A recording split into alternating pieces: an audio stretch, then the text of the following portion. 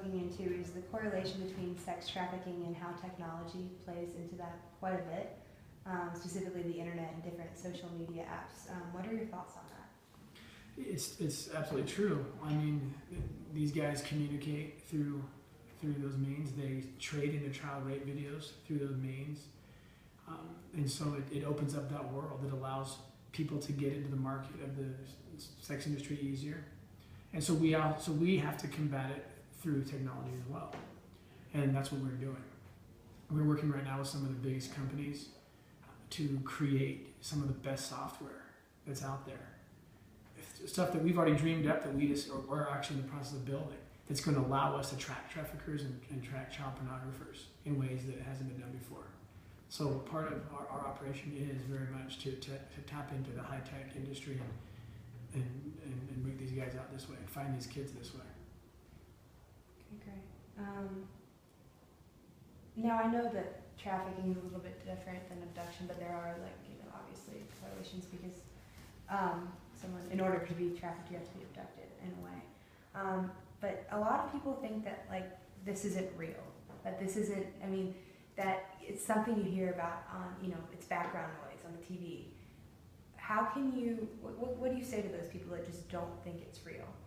I tell them, watch the tape I just brought home.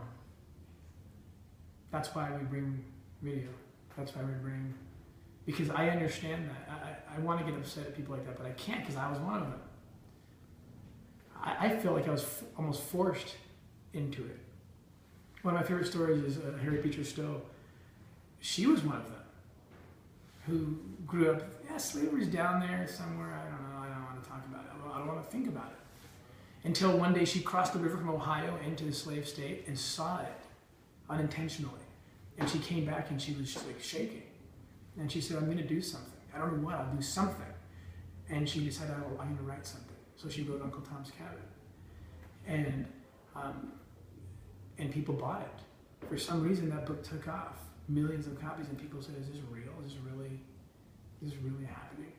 And then they recognized that it was, and they took an interest. And so that's our response. It's the same thing. I like her, was kind of forced into it. I didn't mean to do it. I didn't intend to work in child crimes.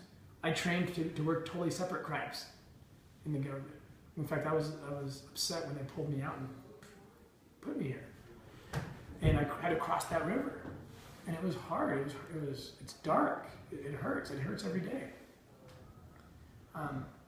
But the recognition is the same. I relate with her, with Harriet Beecher Stowe, because you realize you have to get the word out.